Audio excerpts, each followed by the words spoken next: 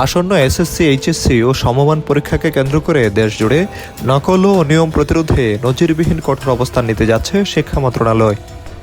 পরীক্ষার স্বচ্ছতা বজায় রাখতে জিরো টলারেন্স নীতি ঘোষণা করেছেন শিক্ষামন্ত্রী আনম এহসানুল হক মিলন।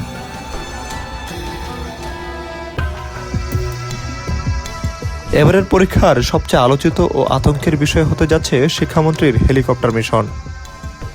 মন্ত্রণালয় ও নীতি নির্ধারক সূত্রের বরাত দিয়ে একটি অনলাইন সংবাদ মাধ্যমের খবরে তথ্য জানা গেছে।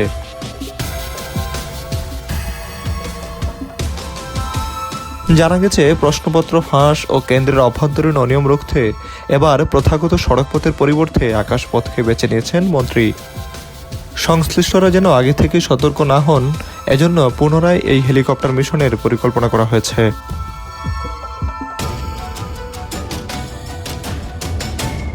মন্ত্রণালয়ের তথ্য মতে মন্ত্রী কোনো পূর্ব নির্ধারিত সূচি ছাড়াই ঢাকার তেজগাঁ বা নিকটস্থ হেলিপ্যাড থেকে যে কোনো মুহূর্তে উড়াল দেবেন। আকাশপথের দ্রুতগতির কারণে মাত্র কয়েক মিনিটের ব্যবধানে তিনি দেশের এক প্রান্ত থেকে অন্য প্রান্তে পৌঁছে যেতে পারবেন।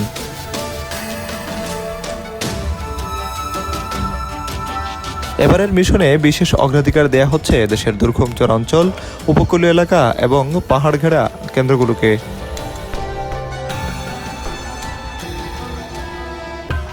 সংশ্লিষ্টরা মনে করছেন এই নজরদারির বড় মনস্তাত্ত্বিক প্রভাব থাকবে, যা শিক্ষক, শিক্ষার্থী এবং স্থানীয় প্রভাবশালীদের কাছে একটি সতর্কবার্তা। Desk report, B News 24।